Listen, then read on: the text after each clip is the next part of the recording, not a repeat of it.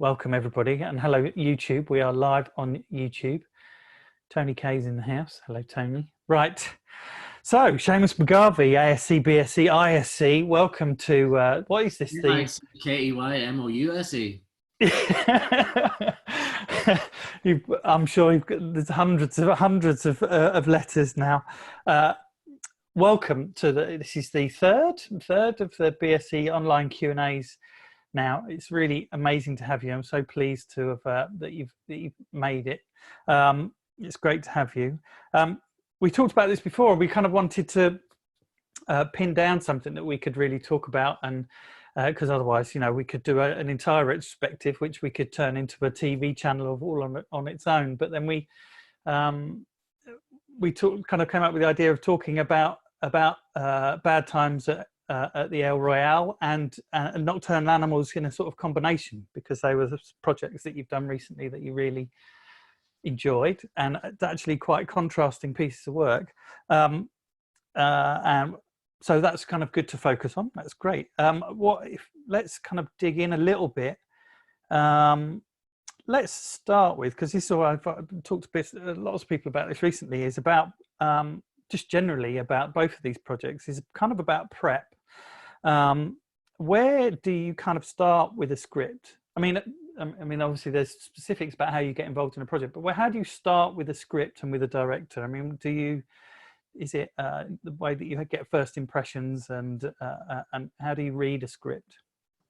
Well, it's, you know, getting sent a script is usually you're in a solitary environment. You read it and ideas percolate upwards off the page. You know, every script has a sort of a photographic heart that is individually perceived. So, you know, when I read a script, images leap off it into my head, and they may not necessarily be the director's image. The director's been living with the project for a lot longer than I have.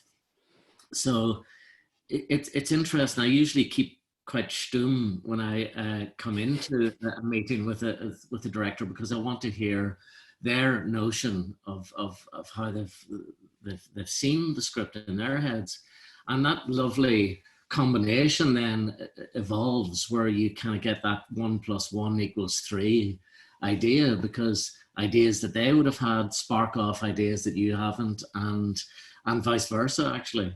So you get this lovely sort of crystallization, embellishment of the photographic heart of a script at that point. And then of course that extends when you start talking with designers and the costume people, and you know, that lovely democracy of ideas that starts to embellish the project visually.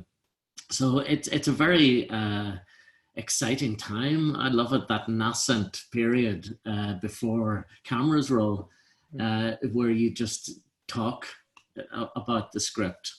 And actually, that was an interesting thing that happened with Nocturnal Animals and with Tom Ford, because he was very insistent at our opening discussions that we didn't bring imagery onto the table immediately.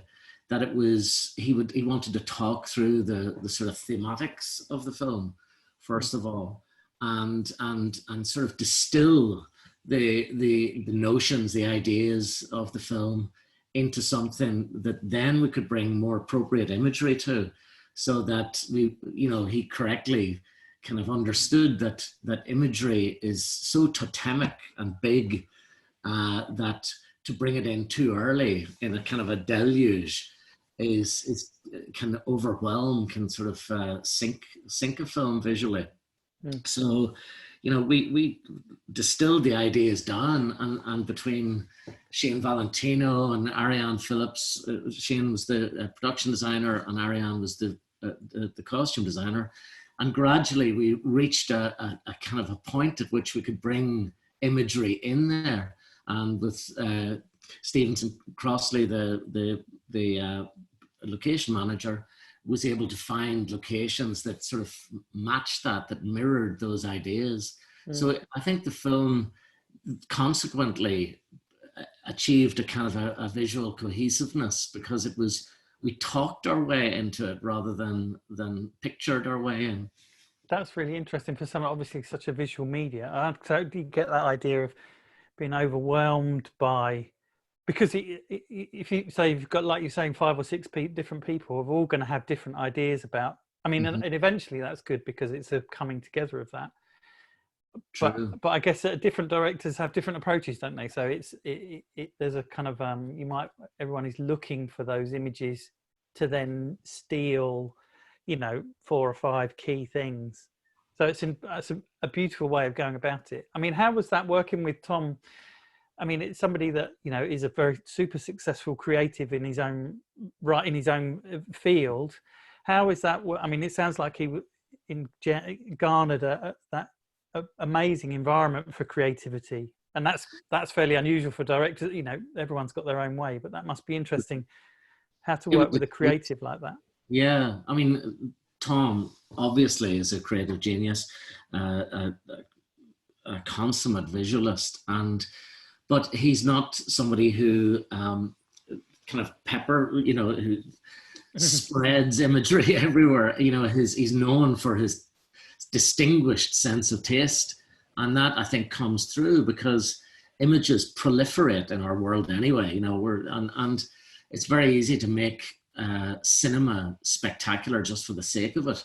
But I think what distinguishes Tom Ford as a director is his very he uses imagery like words, and he's very clued into color and tone and all the things that mean when an audience watches a film, they're carried by a director visually. They're carried by the choices made and the kind of discerning nature of those choices and how it reflects subconsciously on story and carries the narrative forward visually.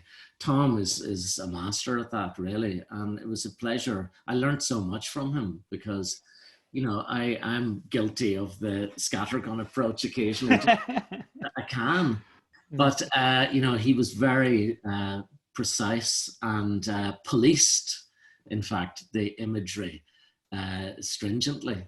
So that was something I learned a lot from him. And the other filmmakers I've worked with who have that approach. Do you think that informs actually the way he is as a practical, in terms of being the way he works on set? Because I was curious about how it feels like even down to sort of simple stuff, or not simple, but the simple mechanics of camera movement and coverage feels so Nocturnal is very sparing. I mean, it's quite the sections of it are quite cutty on dialogue, which I think is interesting because it's really punctuates it. But actually, it's very simple, very elegant, and that feels like does that come from Tom? It absolutely does, and also, I was able to shepherd that once I knew what he was after. There was an inherent style. In fact, there were sections to the movie that we were trying different photographic and cinematographic approaches to. The flashbacks, for instance, the film within the filmed book, if you like, Tony's book. I mean, that is something that I really learned from him and sort of shepherded throughout the production. Yeah. He's a great person and a great communicator in terms of how he describes what he wants. But there's he can be quite stinging as well. I mean, there's a few times in the film where I realized that, he just said something like, "Seamus, that shot is common," And I was like, so he would say, "Find me something that's more extraordinary, that tells this better." And it's sometimes in a bit of dialogue, that we'd set up shot in reverse, and he said, "I want to cover this in one shot. Find me something extraordinary." So there were times like that I've always felt him kind of sort of nudging me to be better, which is great. I mean, I have that instinct anyway. I'm always trying that, but when you get that extra push from someone who you're trying to inhabit a director's imagination when you're photographing their film. So when I would get that push and realize that I was stepping out of his world, if you like, and he was sort of pushing me back into it again.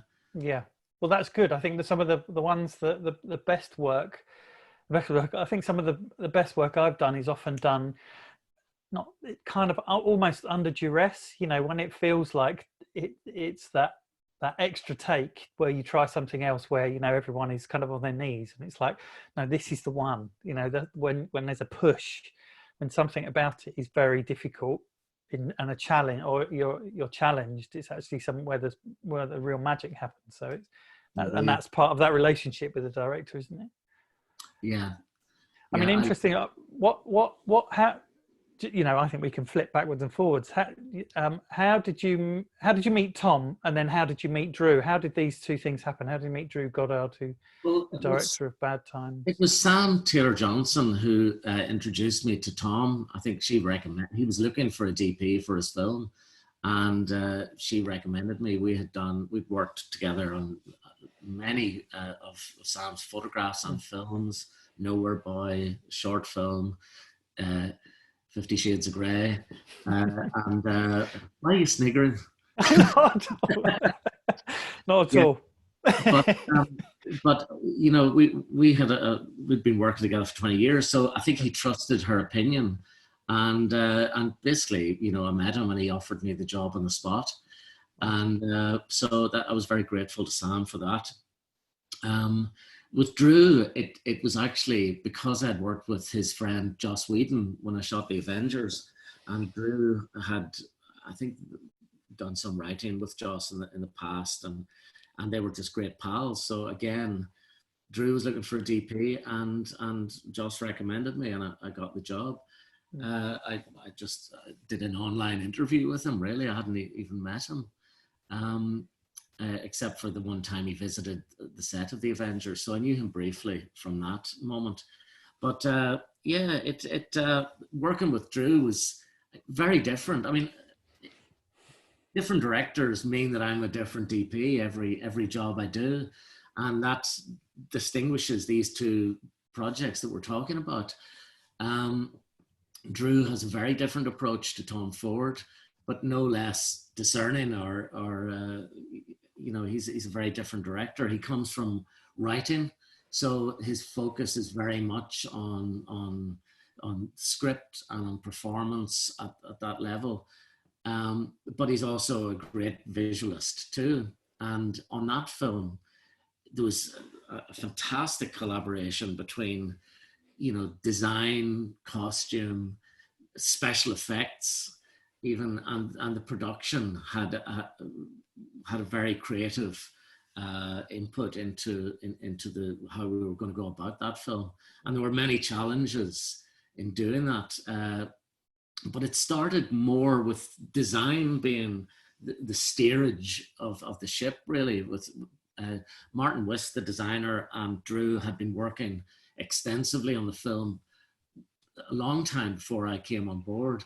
So there were a lot of notions of the set, and Drew had always imagined it being 240, and he wanted to shoot anamorphic.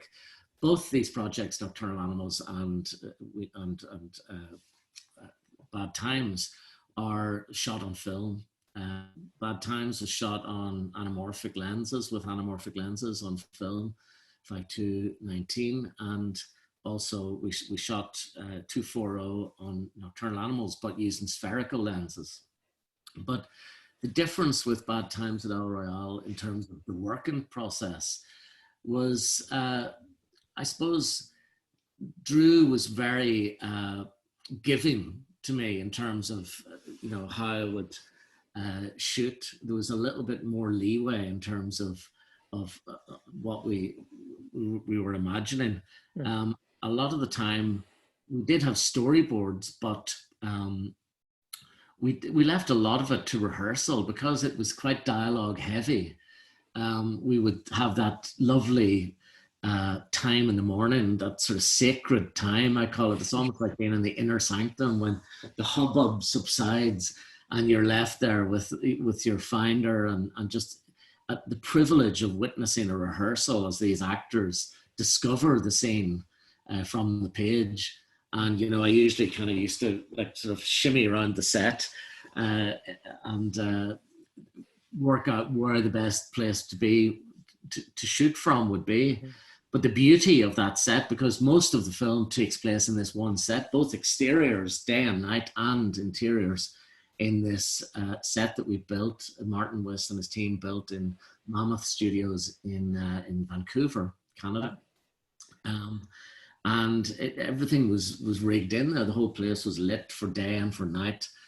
And it was just wonderful to be able to walk onto a set that was predominantly lit by practicals. Actually, at least the base of it was lit by practicals that I discussed with Hamish Purdy, the art director, and with Martin Wist, the designer, way in advance, so that you could walk in there and feel that you were actually in an environment that, as opposed to suddenly going, you know, now we're going to switch on the lights and it's going to come to life. It was actually a place that you could feel. It felt like the hotel, the place. So the actors loved that too, because it gave them not only the atmosphere of a place, but the scope to move, you know. So the choreographies that we were able to achieve were a lot more elaborate because it was a ready-made, effectively. You know, we were able to, you know, move the camera around a lot more readily and not worry, you know, about people going into darkness. Yes. Well, we'll get into that because we've got some pictures we could look at. So let's. So I just did Tom have much? Did Tom write Nocturnal Animals? He did. It was an adaptation of the book. Okay. But it was, you know, radically adapted, if you like. So it's quite different from the book in many respects. And there are sort of autobiographical aspects that he wove in. But yeah, he worked for a long time on the script, and it was a real cherished project of his. I mean, nothing really changed. You know, normally when you embark on a project like this, the script, as we know, alters radically. You get all sorts of colored pages coming in bit by bit. But we sort of embarked on this film with a very conscious knowledge of what we wanted to do. And initially, producers wanted us to shoot digitally, and Tom and I were resolute in wanting to shoot on film. But the producers sort of made us promise, you know, to restrict our shooting ratio. So, which actually, to be fair, Tom really adhered to. And when the same story came up with Bad Times at El Royale and I said, look, we'll be really good with our shooting ratio. And of course, Drew, being a writer, wanted to hear take after take after take of his actors perfecting the dialogue, and we would shoot like maybe 12 to 14 takes on a wide shot that we knew we would never use. Wow. And the producers nearly killed me, you know, because our aspect ratio, our shooting ratio would be very low, which of course I think we shot over 1 million feet of film. Wow. And that great for Kodak. Yes. But it was not good for, I mean, I was getting daggers from the producers every day. I bet. So actually, I think let's stick with Nocturnal just to start with, just because it all makes sense. So you said that you shot on film. You shot on 5219, and you shot primos. So you're shooting spherical, but in 240. Why? Yes. How did that come about in terms of why didn't you shoot anamorphic? And was that? Well, it feels like quite a... love anamorphic, but I really knew that. I mean, the clue is in the title, Nocturnal, and I knew that I'd be shooting in the desert and I couldn't have the stop. I couldn't light to the stop of 4 or 5, 6 that you kind of need for anamorphic lenses. So that was it, you know, really. I didn't want to overlight things to get it up to that stop. stop. And we had a major scene in the film that takes place in a sort of a mile and a half of a desert road. And we literally had to light that whole road because it's a car chase. So I knew spherical was the way to go, simply for that reason. And retrospectively, I could have mixed them up, but I actually did I love those Primo lenses, and I like spherical, but we definitely knew we wanted to be going 2.40. But it sort of paid dividends because I was able to shoot those night scenes, the wider stuff of the night scenes at 2.8. And I just simply wouldn't have been able to do that on anamorphic. Also, I needed a sort of a clarity. There were different sections to the film, and I wanted to oscillate between absolute vivid, unfiltered, sharp imagery, and then a more kind of, I suppose, classic film look for the filmed book, with a little bit more filtration. And then the flashbacks themselves, which were more heavily filtered, that helped sell the youth in Jake Gyllenhaal and Amy Adams' faces, as they played versions of themselves, 20 years before, 15 years before. There is, it's obviously, and I think that came from Tom as well. But it's very high style, isn't it? Maybe it's just, as you say, there's the three different sections, but Susan's world, the kind of the now world is very cool, and there's such a clarity to that, and from the framing and and it really strikes that balance. What did you do practically to differentiate that? The different sections. Yeah, Susan's World. Tom wanted it to feel like a stalker movie, almost like a horror movie, to feel that there was that sort of jump in between distance, that the observation, the kind of, that there was like somebody, like an intruder in the house. So we would pull the camera back and have the frames within frames, and have that sort of Circean idea of observation. And when we did those things, we would employ very, very subtle camera movement. It's a tiny incremental push. And then within that, we jumped into Susan's world and had the camera often very high and close and wide around her, as though it was sort of like her own conscience bearing down upon her. So that was the sort of photographic notion, I suppose, if there was a philosophy to that. Then as she's reading the book, she's kind of imagining the movie of the book in her own head. So you kind of leap into her directing this movie of her, what she's reading. And Tom really wanted it to feel like slightly pulpy, again, like a slightly horror movie, but we looked at Douglas Sirk, we looked at a lot of horror movies, but we also looked at Westerns. So color-wise, he wanted it to feel like The Searchers, like Ford's Searchers. And we had great fun with Ariane and devising colors. She designed the shirt for Jake. It was beautiful. It registered so vivid red. And of course, we were shooting in the desert. We were shooting up by Edwards Air Force Base in the desert. So the light, it was just extraordinary. And that when we ended up at the end of the day in that sort of crepuscular, low level dusk, it was just extraordinary and we shot on the hoof a lot. Sometimes we'd be set up in one direction. Tom would go, look over your shoulder, look at that.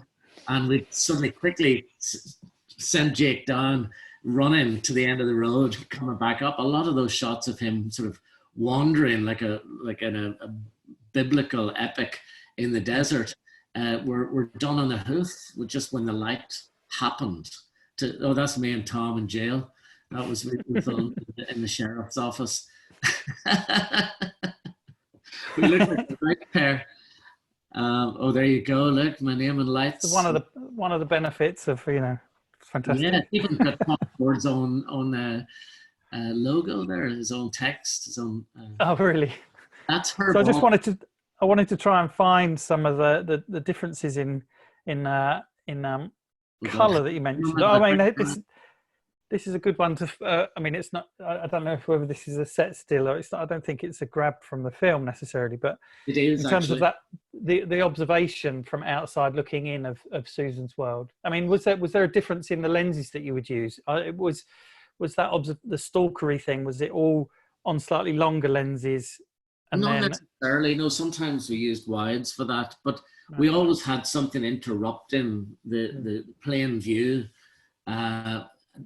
This was shot in a house up the Pacific Coast Highway. Actually, Tom wanted the house to be in Beverly Hills. So actually, when you look out the window of that house, what you see is the Pacific Ocean, and the CGI, the visual effects department, actually. We shot plates of downtown, of Hollywood rather, which replaced what we saw outside the window. Right. But no, it was a difference. We just wanted always to have interruptions in the frame so that there wasn't a complete open view of Susan. So she yeah. Oh yeah, that was it. That's yeah, that next photograph is. You're in there somewhere. I'm in there wearing the blue shirt. Yeah, that's Richard Mizrak, who's a great photographer, landscape photographer. Took this picture. Most of the pictures in Amy's apartment and Susan's apartment belong to Tom Ford himself. So that was just an image that struck me, and we just set up that shot. I love how that works. It feels like it's a sort of an errant scene that she then, in the film, it slightly throws you off, and then she steps into it, which I think is beautiful. And then she's on a walk around a gallery, isn't she? Well, this was actually in her own house here. Right. The gallery scene earlier that we filmed, where we shot. We'd made all the artworks themselves. In fact, the film opened. It's the only digital we shot on the film, where the women kind of dancing, and we actually shot those on an Alexa with never any intent to them to be part of the film. They were just going to be. In fact, I shot the camera on its side because they were vertical images. But I was horrified when I saw the film that Tom actually used them as the title sequences 240. So he kind of chopped into the image, and it's you can really see it actually. But it's do you think? I suppose. Yeah, that's the CAA offices that we shot. Oh, really? Yeah. I mean, it's a stark. If you watch it again, there's huge differences between Susan's world and the sterility of that, and then the real beautiful saturation of the novelization of the film inside the film. Well, we wanted in Susan's world, we wanted this rectitude, a very kind of stiff, compositional, slightly contrasty, pared down, colorless world.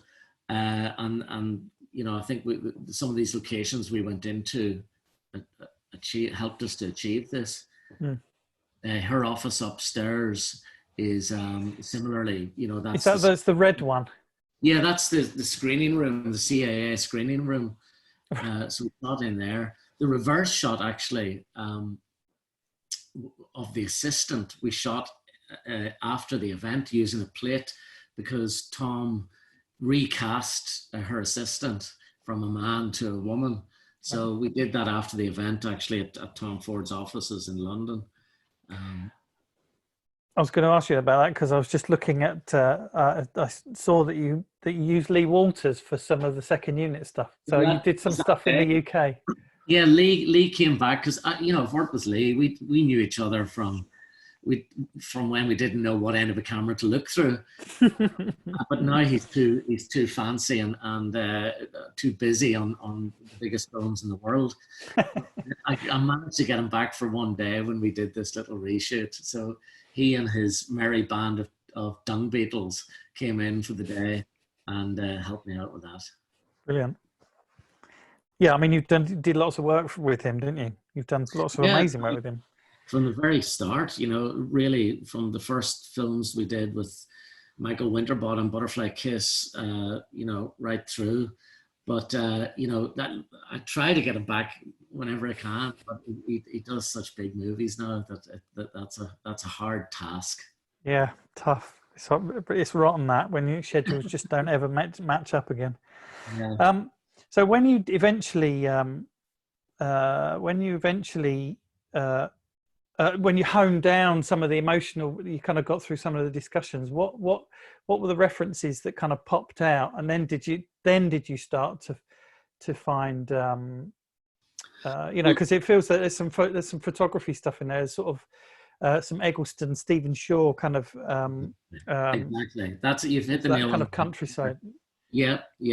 Those are the two of the critical photographers, and a lot of those cues actually came from Shane Valentino, who had, I suppose, you know, ahead of the film, without bringing it into the room right away, had assembled a beautiful compendium of imagery, of desert photography, of landscape photography, of you know, the kind of the gas stations and the milieu of that era. So he was critical in establishing a color palette and also a lighting style that comes from those images. You know, the use of practicals, that sort of the low key kind of glow, the mixed light sources. All those were fundamental, and a lot of those cues came from Shane. And then gradually we whittled them down into, and with Stevenson, the location manager, we were able to find locations that echoed that, and also on a practical level allowed us to do it. That image, the previous image I just showed you there of us standing there, the one before, not the Brokeback Mountain one, that one was actually, we built a set on location so that we could bring the camera from the exterior into the interior. So this is Ray's trailer, and it was great to be able to do that, to travel the camera into a set. And it also allowed us, we had weather cover when we needed it, and we could, you know, tent it out and black it out. So the night scenes were done during the day with a tented exterior. Wow, that must have. I can imagine that started to get a bit hot in there. It really did. It really did. I mean, the desert was brutally hot in the day and freezing at night. I mean, it really, even in the end of the summer, the temperature plummets in the desert to below zero. Right. But you know, so for Nocturnal, how much was location and how much was built? Just jumping off of that. Well, very little was built. I'm trying to think. Most of it was real locations. Interestingly, we shot a lot of the driving stuff, the dialogue and the driving stuff using back projection. So we were able to get in close, and it was just conventional digital projection. It wasn't LED walls or anything fancy, but we just sort of went and shot plates on video at night, and some of the plates were done actually at the sort of the dusk period, you know, so that we could shoot in available light using video cameras on a kind of an array that were able to run up and down the road just as the light was fading. So we shot those in advance. And it was great because we were able to really focus in. You know what it's like when you're on a low load or a process trailer, and it's just a nightmare. We knew that we only had we could only light a mile and a half of road. So the amount of dialogue that would have given us, we would have lost the day shooting it that way. We would have had to turn around, go back to the start and shoot another 50 seconds of dialogue or a minute of dialogue. It would have been impossible. So I urged Tom to adopt this, and it was great because the actors were able to focus. They didn't have to pretend to drive. They did have to pretend to drive, but they weren't on a low loader. We could light it to a much lower level of light as well, and it seemed to work well. And when you say that you could only light 1.5 miles of road, that's quite a lot of road. Quite a big space. So many. I mean, we had huge, like 130-foot condors with cranes, construction cranes as well. We had a 180-foot construction crane with a rig on it suspending dinos, a bank of 8 dinos, and we had I think 9 of those along the road. Right. And they were just up and out of frame, barely. I mean, that's, thank God, the 240 allowed us to just. So some of those driving shots, we shot off a pursuit vehicle, but it was really difficult to keep the lights out of shot. And also, I didn't want to overlight it. So they were gelled also. They were gelled with quarter plus green and half blue to give it that sort of moonlight. And everything was underexposed by about 2 stops. So that gives it that sort of, not night light look, the sort of non-light, the cinematographic darkness. So I was quite happy how that turned out, but I couldn't have done it on anamorphic because I was shooting those shots wide open. Yeah, I bet. But I wanted the car headlights to play. I wanted them to be the source, So we boosted them when we were following. We had little powers that we clamped on the front that were battery operated from the back of the car, and they enhanced the effect of the car headlights and made them more focused actually. But there is some nighttime stuff. I'm going to flick through these. So it was just this area, wasn't it, where they ended up to do the tire changing?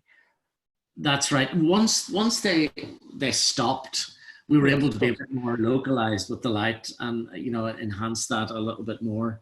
But that's Aaron Taylor Johnson's absolutely extraordinary performance there, and Jake too, Jake Gyllenhaal. But I had a bit more control once they stopped, and we left the lights in position and flipped the action, for reverse, because it would have been too much to change the lighting positions. They were sort of embedded and on platforms, and in the deserts, and we had to build special platforms to keep these cranes safe. We just went to the other side of the road and flipped the action, and that's how we achieved that. Amazing. I mean, Tom assembled quite a stellar cast. I mean, super understated, but Jake and Aaron and Amy and were amazing. I mean, and it's Michael. Yeah, I mean, these casts can do no wrong as far as I'm concerned. They're just brilliant. I love to watch them. Well, they were extraordinary. I mean, as I said before, it's like such a privilege to witness these people in rehearsal when you're seeing this movie. It's kind of crystallized in front of your eyes before an audience does. I mean, I find that period absolutely electrifying. It's the privilege of that is always, I think it's my favorite part of what I do, is seeing,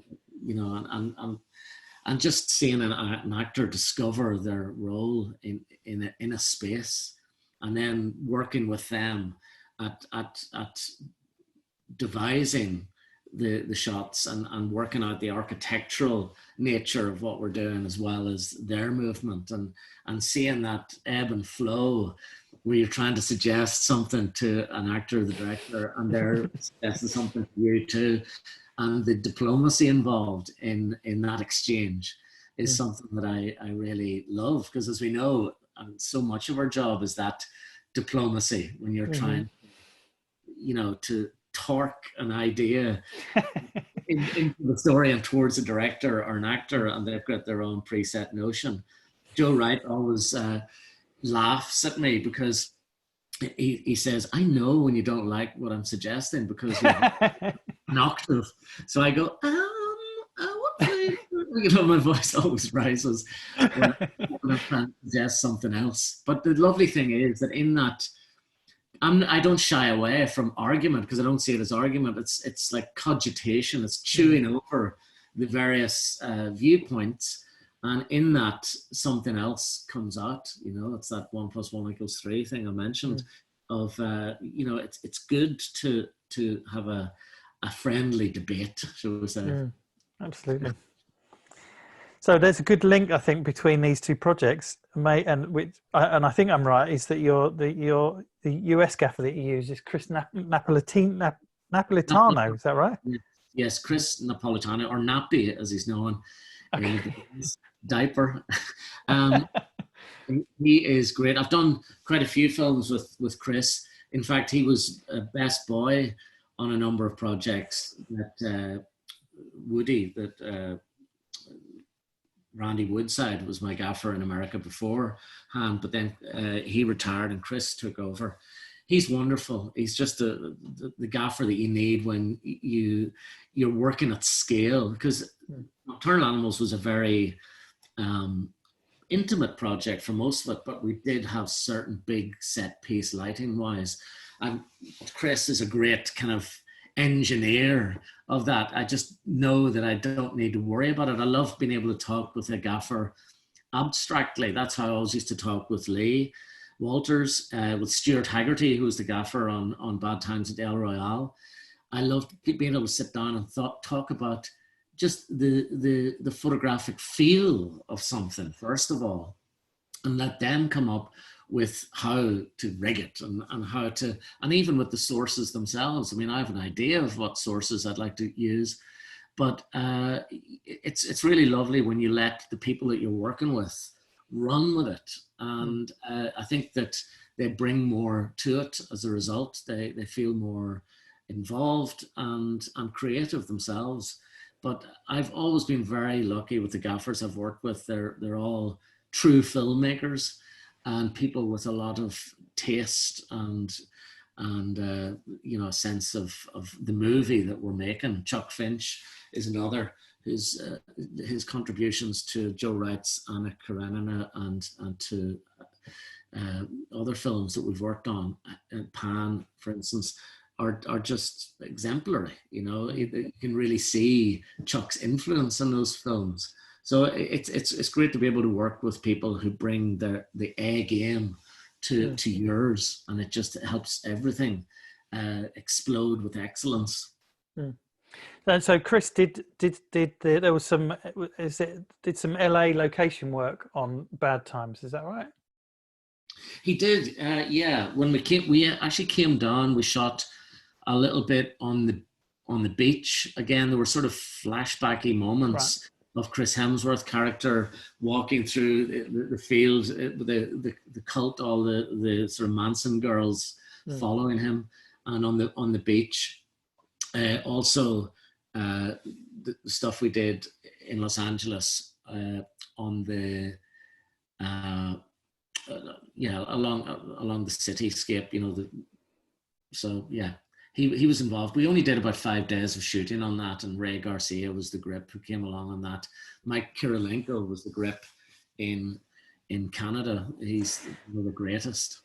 Right. So that was shot in Vancouver, the location, the studio stuff.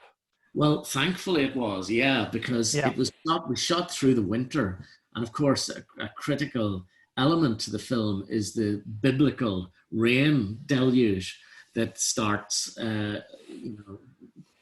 coming down at some point in the film, and I mean, we would have no chance of doing that. We did have an exterior set that was partially built, that was enhanced with CG for the exterior of the hotel, where the initial meeting between the priest and Darlene happened, and the opening shot of the film, the big Steadicam shot where we came in a vehicle and the Steadicam operator stepped off the vehicle. That was one of the few times, but it suddenly got really, really cold. And of course, in the studio, we had it built. Martin Wist, the designer, built the studio on a slight slope so that the rain would run off. But I think there were 10,000 gallons of water per 30 seconds is when the rain hit. Wowzers. So it was just, I mean, it's fantastic to have that inside, but there was a whole rain rig built. That's the little ST, beautiful ST camera that was used to observe. That's Stuart Haggerty, my wonderful gaffer. So there was the corridor aligning the side of the building through these two-way observation mirrors that we used, like two-way glass. We used like effectively beam splitter glass, you know, the type that they use with 3M Scotchlite. So they were hugely expensive, but it was the only way that I could extract a reflection from those windows as opposed to normal glass. So I persuaded that's the designer, Martin Wist, talking with Drew Goddard. I persuaded the production to let us buy these. I mean, there were $1,000 a pop for these windows. I'm sure. It was the only way that in that big shot where Laramie comes down the hallway that we could actually extract an image. That's how we achieved it. It was on a dolly with a remote head, a Libra head, and that's Ryan Munro, the great dolly grip, pushing along. I had tech vizzed in the previs how to do this shot, and I imagined it being on a techno crane from just outside the set to the left of the image you're witnessing there. But in the end, I realized, and also talking with John Hamm, that you know, it didn't allow enough flexibility from the actor. You know, with this way, just doing it old school on a dolly, we made the floor a dance floor, and Ryan was able to sense the actors. He was able to sense the actors' movement and move with it. So that was the way we achieved that. And John was very grateful. John Hamm, the director, the actor, was very grateful that he was able to have that flexibility in that one long shot, which actually lasted 5 minutes, and everything was live in that shot, including Darlene's singing, Cynthia Erivo's. Right. So everything through the windows was all happening all at once. That's a beautiful theatre. I mean, that's what a lot of people love about those kind of singular things, is that it turns it into quite a theatrical piece. Cast are quite into that sort of stuff, but it's hair raising, isn't it? It is. So everything was sort of in camera there, and yeah. We rehearsed it. We managed to get a day's rehearsal in advance, and then we did it on a Saturday and then shot it in a day. That was when we achieved it. That was right. I think we did like 27 takes of it actually on the day. Right. It was something serious. Somebody's knocking on the door. Oh, crumbs. Hopefully it's okay. It was built on I mean, you had a form of it built on location, but this was built on stage, which is incredible, right? Yeah, the interior. I mean, everything in there was built. You know, the whole interior of the hotel extended back into the set. Even the hotel rooms either side on the corridor, everything was intact. All the night exteriors were done on this set, and actually, when you see it, there was very little CG actually, because a lot of it we could just bring down black drapes and let it move off into darkness. So it just gave us a lot of flexibility in terms of setting up the scene. This was our first day of shooting. Oh, really? Yeah. This was in a little town outside Vancouver. Because it was because it's a flashback, isn't it? So it can be the cold didn't matter.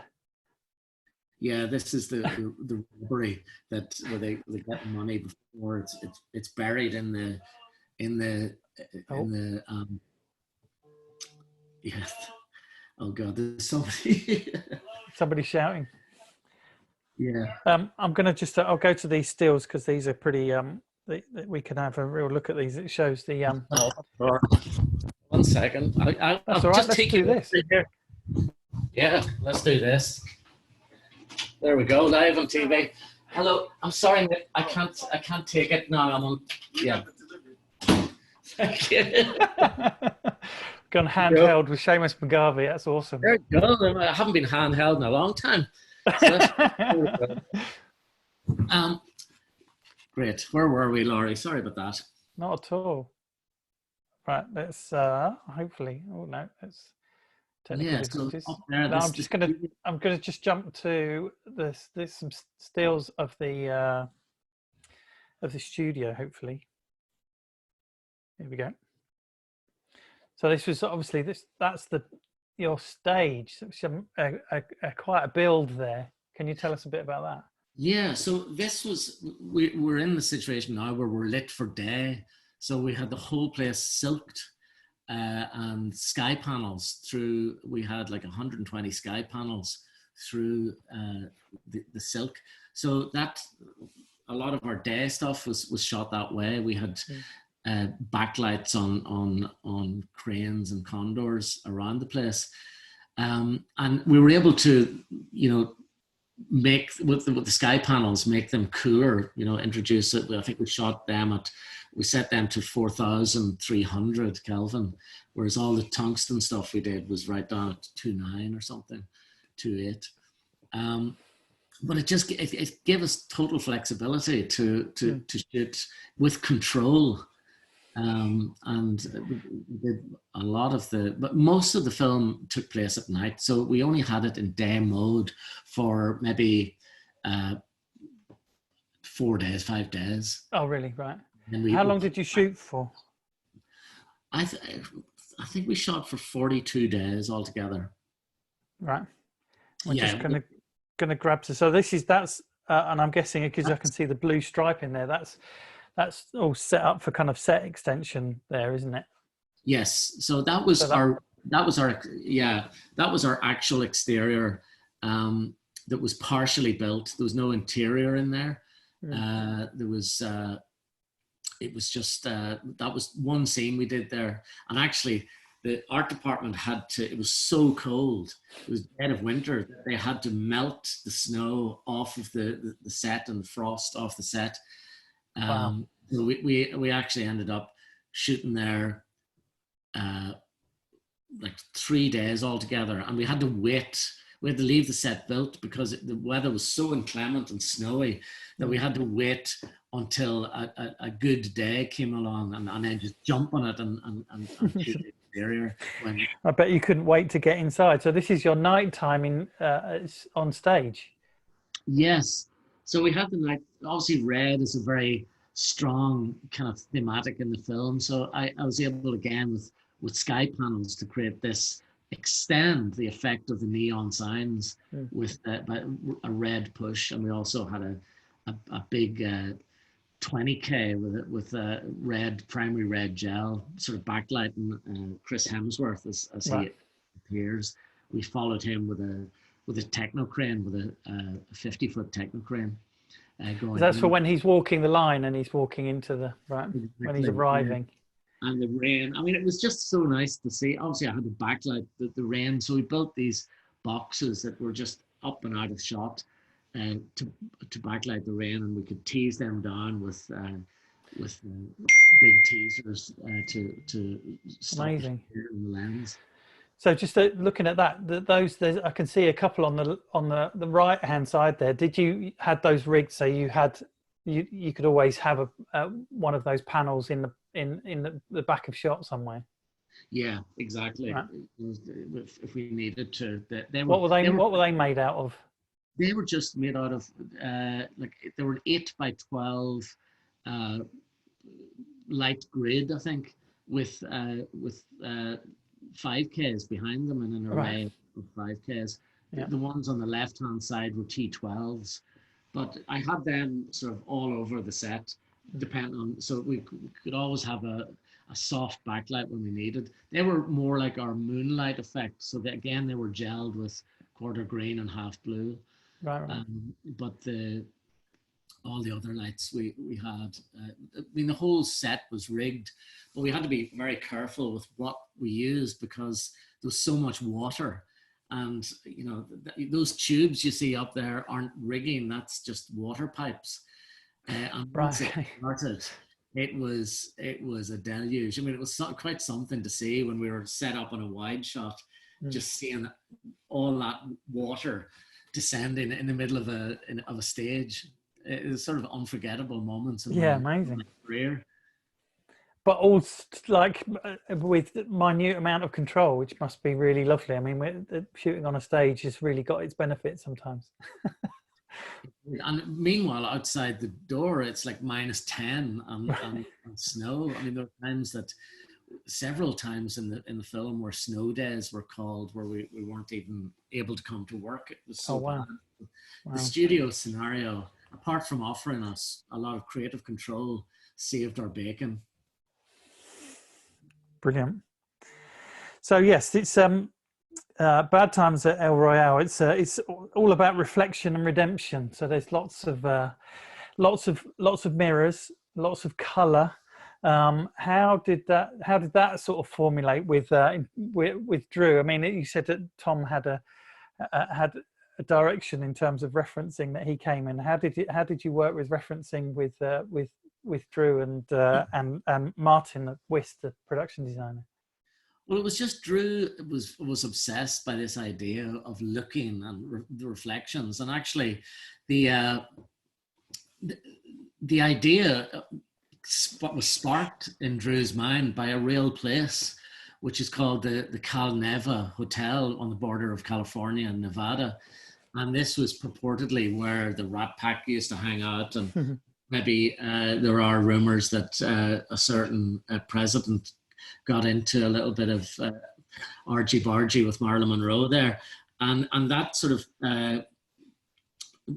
sparked off this idea of reflection. But throughout the film, it's at the center of our art form, obviously, mirroring, reflections, light itself, tonality. So I was loving the idea of one side of the hotel being warmer Californian hues and the other being the cooler light of Nevada. So that initially you set up immediately at like a photographic construct as a narrative idea in itself. But it was fun to experiment with this notion. We're looking at the image of Dakota Johnson reflected, in that image, the idea of looking and not being seen, the idea of the voyeur is essentially a cinematographic construct. It's what we do as audience members. It's incredibly voyeuristic pursuit, what we're doing. So that was just something we wanted to play with the whole time. With Martin, I'd worked with Martin Wist, the designer, when he was an art director, and a very brilliant art director. This was the first time I'd worked with him as a designer, but Martin and Drew had very clear ideas about color and its significance in terms of its psychology. Like Darlene's green wall and the purple curtains. That was symbolic. The black of Jeff Bridges' priest suit. The red to signify portent and death with Chris Hemsworth's character, Billy. That this was obviously the color of blood and death, but has a psychological impact. And when you see those colors, there's a sense of foreboding, So it's a real hell, and it actually towards the end of the film, obviously, when the fires start, and then the red and the fire, and that we're really into hell now, aren't we? And that's where I hope that everyone either gets their comeuppance or their redemption. Exactly. I love those themes because I was weaned on it as a Catholic, of course, growing up. So all those sort of biblical themes struck a chord with me from the very start. That's why I love the script from the get-go. But Jeff had great fun playing with that, and and also hamming it up a little bit. Not John Hamm, but Jeff. Jeff would play with it because I think he really loved the lack of naturalism in this, and that's what I liked as well in terms of color, because I'm used to, not used to, but my instinct is always to go with a kind of a more naturalistic approach to cinematography, to use sources that are motivated, to look at the light around you, the natural world around you, and get inspiration from that. But here was a scenario that was absolutely, unequivocally theatrical, and that gave me a lot of scope to play with color for the first time, which I'd never really done before. A little bit in Joe Wright's Anna Karenina, but not so much before, and I loved it for that. I mean, it's quite a, because I've read some stuff where you talked about these. I mean, it's quite a kind of a film from the 40s in terms of its dialogue and the way that eventually you moved, and having a set and being quite singular shots, and it developing, and it feels like quite, you know, there wasn't a massive amount of editing in the 40s, you know, it was that on purpose, so it was quite a theatrical performance. So it's kind of, but you've talked about making a color noir, which kind of, it kind of harks back to those 40s and that mystery and intrigue, but with color, which I think is a fascinating, it's a brilliant opportunity. That was something that we talked about from day one. We both, Drew and I both love noir as a genre, but the idea of imbuing it with vivid color was just a treat. And the grade was done in Technicolor in Los Angeles. And it was, Steve Scott was the great colorist, did it. And there you have Dave Emmerichs, who actually worked on both films, The Operator. He worked on Nocturnal Animals as well as Bad Times at El Royale. Brilliant operator. But yeah, it was to suddenly sort of consciously use color in that way. And we looked at films of Douglas Sirk again. We looked at a lot of stills photography, actually. As you correctly said, Eggleston for the exterior use of color. But we also looked at films like Red Shoes and Black Narcissus, you know, and in proper three strip. Well, The Mask of the Red Death, which Nick Rowe shot for Corman, was an inspiration as well. Just that to look at a suspense and horror, but told with the psychological use of the color red.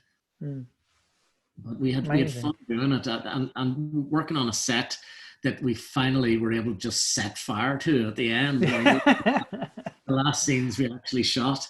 It was fun. It felt like a metaphor for a film itself.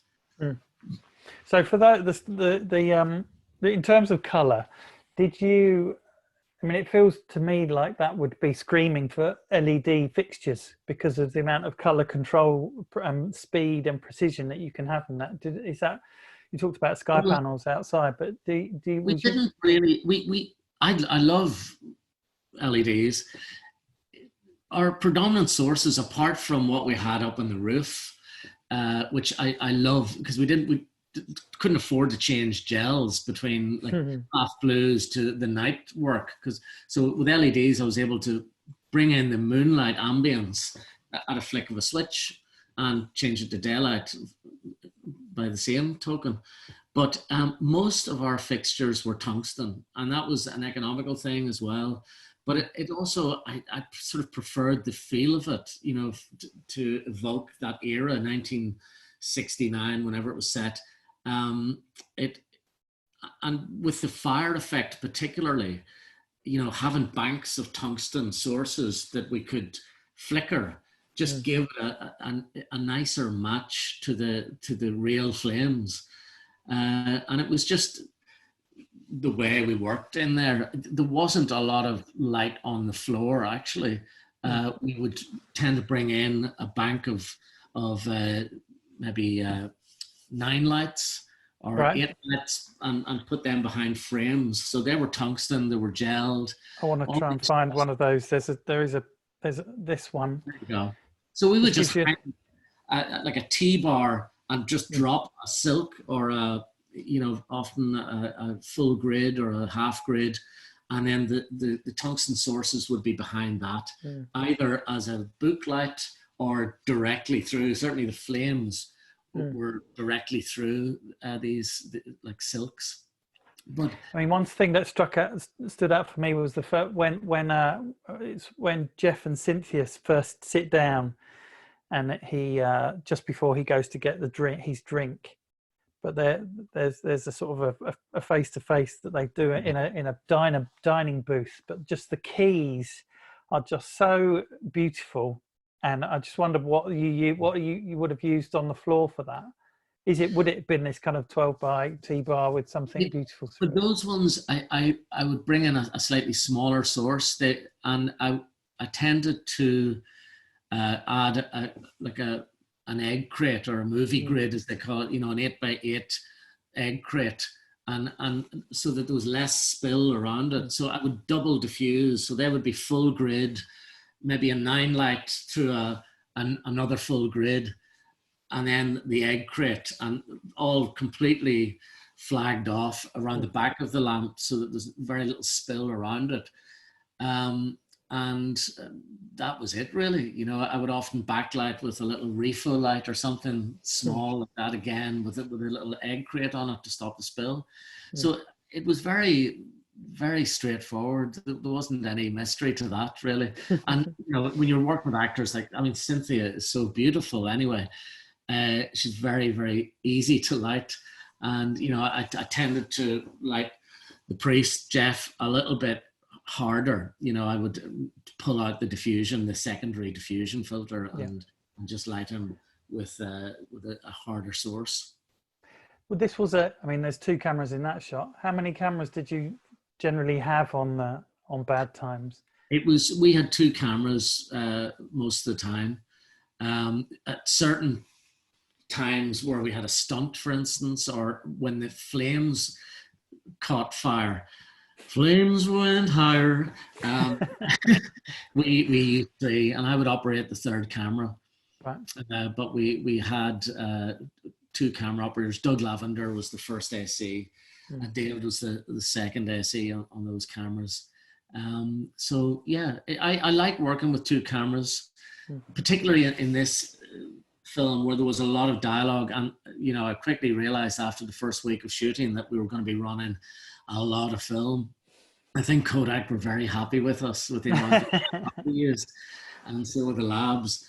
But it was there. There are 3 in that image. Oh, crumbs! Yes, there is. Of course, there's one up in the roof there. Yeah. That was the moment, I think, when Billy dies, or is shot. So we ran 3 cameras on that. Amazing. But the amount of stock that went through those things, the producers, that you could always see the amount of light I had in there, but suddenly the room would darken and it would be a producer at the door. The shadow, foreboding. Do you think then, actually, but having, in retrospect, and knowing how Drew liked to go for takes, do you think that what difference would it made if you'd shot on 65 on a Alexa 65, for instance? Do you think that would have? Well, it would have looked different for a start. And I love digital, and I'm shooting on it regularly, but it's, as we know, very, very different. And there were 2 things in this film that were very important to Drew, and one was the color red, and the other one was fire. And both those things are not friends with digital cameras. Red, as we know, buzzes like hell. It just looks electronic, and fire is very difficult to expose for. Film just holds those highlights better, simply speaking. So, in my mind, there was absolutely no argument for going the digital route on this film. And just evoking the era, I wanted the grain, the granularity of the film stock. We didn't shy away from that. We wanted the feel of film, and the film was about film. The camera in the room, film in the rooms. It was very self-reflective in terms of the actual medium itself. So there was no choice in Drew and I's minds. But I love the fact that you're happy to flick between the two. You know, it's about finding the right thing for the right project. Digital. You're shooting digital next. Is that right? Yeah, I'm working on a film at the minute. We're still in prep, even though everything seems to be in lockdown here in Los Angeles. But I'm working on a film here for Marvel, and you know, obviously the idea to go digital is guided partially by visual effects people who seem to prefer it, although I have heard different voices in that regard. Mm. But it was definitely the way to go on this one, and I've done extensive testing to work out what format we're going to shoot large LF, LF on this one with particular lenses. So yeah, if everything goes to plan. I love digital, and I've learned to like for it. You know, when I first picked up a digital camera, actually one of the first digital films that was made was with using the Alexa was The Avengers. I think we had one of the first numbers, like number 2, I believe. But I didn't know how to use the camera at that point, and it shows. I've got to say, I feel like I'm confessing to the priest. Bridges myself now, but you know, I do know. If there's any producers out there wanting to give me a job, I do know little cameras. But what I don't know is the ins and outs of them. I don't know their inner workings. You know, I used to know Panavision cameras and the film stocks inside out and the mechanics themselves. But with digital, there is that weird mystery to it. But luckily I have got great people, DITs and assistants that I can rely on to coach me through that. But what's important is that I know about the sensor's response. And that's really vital for us as cinematographers. What's weird about the digital, sort of paradoxically, because it's so full of technology, is that digital has forced me to forget about technology because I haven't a clue about it. So it has actually made me return to looking at the subject poetically and philosophically, and returning to the lens, returning to camera movement, returning to light. And God, I sound very biblical there, return to the light. Yes. But that is what it has sort of shoehorned me back into that way of thinking as a cinematographer should. How do you per project? I mean, how do you test per project, or do you? I mean, yes. Or is it? I mean, you use 5219 for both of the projects we've been talking about. I mean, that's obviously it's a favoured stock of yours. It is, because I like having the stop. You know, I like being able to shoot at nighttime at, you know, whatever stop I want. And 19 also, I really love the grain. I love seeing the physical properties of film and not shying away from it. And it's also, I'm able to argue for film on a project. If I say I'm only going to shoot on one stock, there'll be very little short ends. I'm not going to do this sequence in this, you know, fancy stock, or I'm not going to do a different process here. This is our stock. We will filter it. We will process it differently, but we'll make a look in the grade, all that stuff. If we're defining different eras, for instance. So that usually helps with my argument when I'm trying to persuade a producer to shoot on film. But yeah, I test assiduously before every film. I think it's really vital to do that, because every film is different, and you want to mine the specifics of the cinematography and hone it down before you embark on it. You don't want to be discovering that stuff on the set, because your photographic eye will just meander the whole way down the film, and nobody else will be able to see what you're going for cinematographically. So the beautiful thing about testing is that you can share your vision of the film with all the other departments, and everyone's clear on where your leaping off point is, photographically speaking. So I think it's a great way to, because you're discovering stuff that you don't like as much as what you do when you're testing.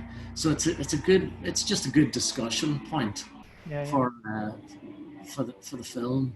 And you're certainly a Panavision man.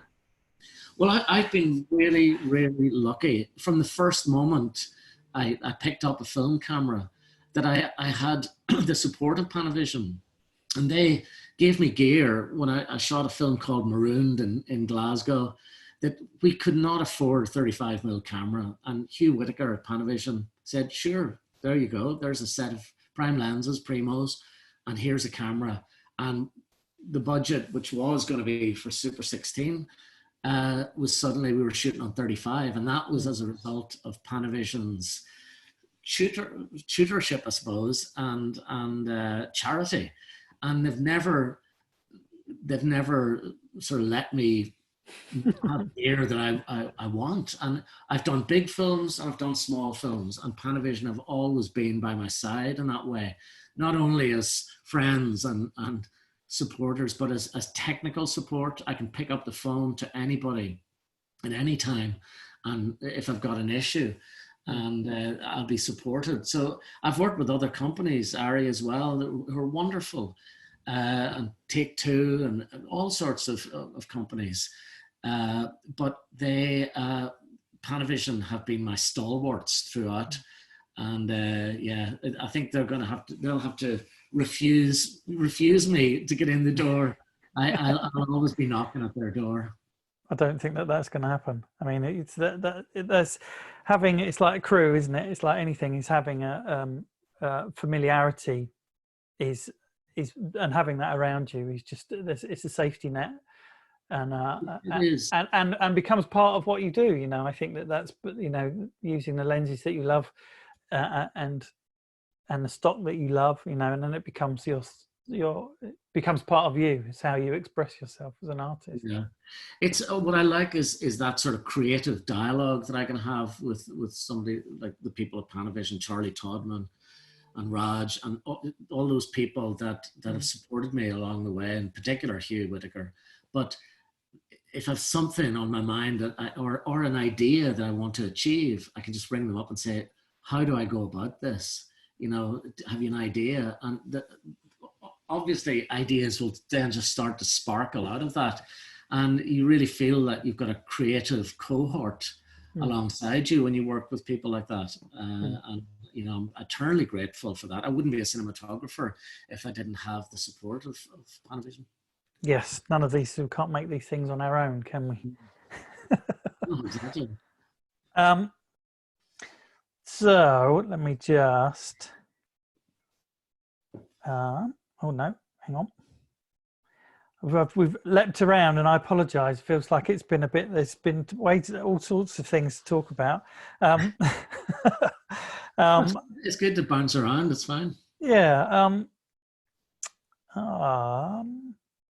Actually, one question I had was about times of day for Bad Times at El Royale. I mean, how did you, because the timeline jumps, doesn't it? And I think that's what's interesting. It's actually in both films, there's a bit of a timeline, because, or somebody I didn't know, somebody compared it to the best of a Tarantino film, in that there are all these characters that are all symbolic of something, and who all have their own kind of storylines that all converge. How did you, and with that you had the times of day changing on the stage, how did you track all of those things? I mean, we've already talked about how they kind of had color codes. Yeah, the time of day thing is simple. It was based in the script, and there is a trajectory, and which is, you know, time based but also thematic. You know, the descent into darkness is a philosophical idea as much as a time of day issue. So the hinge of that happening is when Laramie is on the phone and he's saying, you know, we've got an issue here. And there's a big wide shot which is shot at dusk, and you cut into, you know, a close up, and you just see like one little drop of rain, and that's the harbinger of doom about into the darkness. And the rest of the movie subsequently takes place in obscurity largely, and darkness, and eventually light at the end through fire and redemption. But those are thematic things that have got biblical notions as well, from light into dark, and the healing flame at the end. I mean, those are ideas that were very carefully color coded. I mean, when I first arrived in Vancouver, my first point of call is always the art department, because you just are able to absorb all the ideas of the film the second you go in there, and it's sort of up there. So I walked into Martin Wist's office, and it was just like a Aladdin's cave for a cinematographer, because he had very carefully mapped out all the rooms and the colors, and with inspirations and illustrations and photographic references. And it was just, I very quickly sort of got a sense, drank in the whole film in one afternoon, just pouring over all these ideas. And he took me around the various ideas. So I sort of echoed that in my cinematography, you know, either through gelling, or just the sensibility of the, you know, the flashbacks. I wanted to sort of imbue them with a kind of an innocence, a kind of a rose tinted, slightly flary, you know, we consciously heavily filtered things. We used sources in the shot to create the sort of the dreamy flaring of the era, you know, before things sort of turned bad at the end of the 60s in America. So all those things sort of flow. They're the bloodline of the film, and we had fun playing with them. Being in early enough as well on with production design is that you actually get to build practicals in. I mean, you did a lot of work with building those practicals, so, or even window placement and all sorts of things. I mean, that's exactly super helpful. That was vital.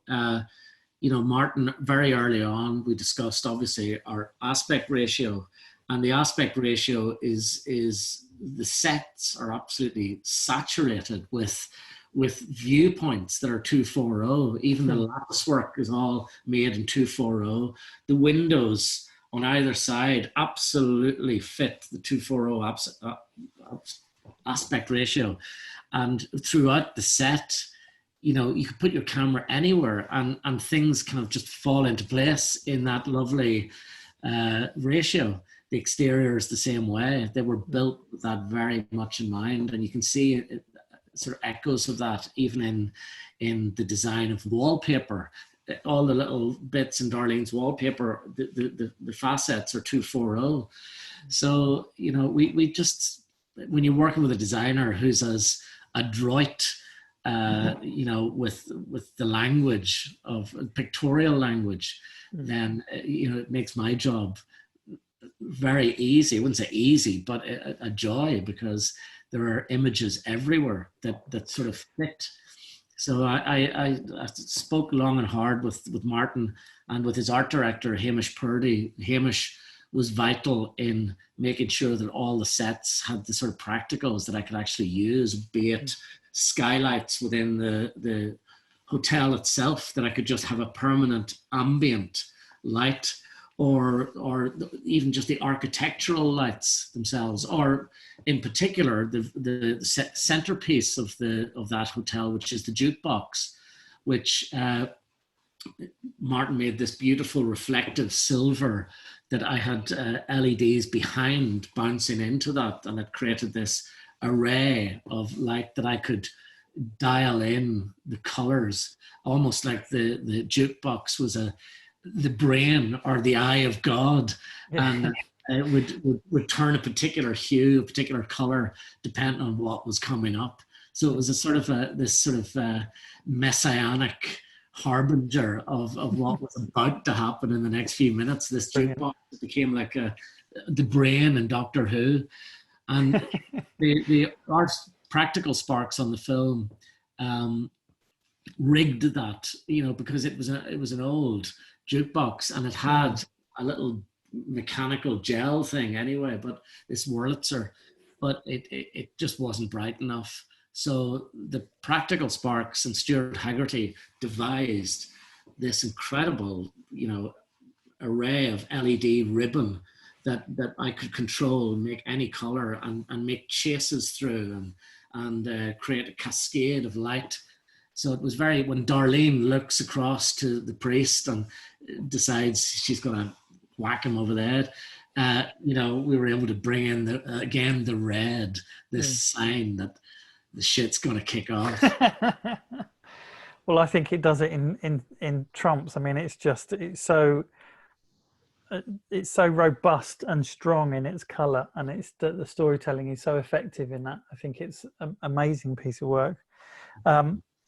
So I just want to kind of wrap it out a little bit now. There's been I think we've covered almost every question. There's only a few questions in there, but we've pretty much covered all of those. So I just wanted to ask you. Here's the you know, well, no, it's not tricky. It's just hopefully a nice way out. It's we're all in isolation right now. I just wondered what you've been watching to keep yourself busy. You know, I haven't been watching that much at all. I watched Echo in the Canyons when I first arrived here. I haven't watched any movies. I've been reading a lot. I've been reading a lot of really good scripts. I've been looking out the window. I'm sitting, I've got a lovely 240 window here. Like 185, 1 to 185. Yeah. But looking, and I sit here like some sort of monastic monk, just thinking about things and going for the occasional walk when I can. But, you know, I actually can't watch anything. So I'm sorry to say that I'm just going to let the eyeball and brain grow fallow for a little while. I don't think that's altogether a bad thing. I think having some time to, there's a lot going on, isn't there? It's tricky to navigate, I think, for all. I've been doing a lot of you know, webinars and talks with film schools across the world, Rome, here in Los Angeles, in Brighton Film School. And that's been really great to meet people that way and to talk to people and to see that people are still thinking about cinema while they're in lockdown and knowing, particularly when you see students in these situations, just being so hopeful that there's going to be a slingshot of creativity with all people in their imaginations ready to let loose like greyhounds from a trap once this is all over. And that's exciting. Meanwhile, I'll be, you know, maybe working on a farm in Tuscany where I live and pass on the baton to the young generation. Oh no, I think you've got lots of life in you yet, Seamus. I don't think it's over just yet. Thank you so much for joining me. I so appreciate it. I'm a massive fan, lifelong fan. Love your work, and yeah, stay safe and healthy, and good luck over there. And we'll talk again soon. Thank you everyone for joining us. Thank you, everybody. Yes, goodbye out there in YouTube land. Thank you so much, Seamus. Okay, all the best, Laurie. Yes, take care. Cheers. Bye.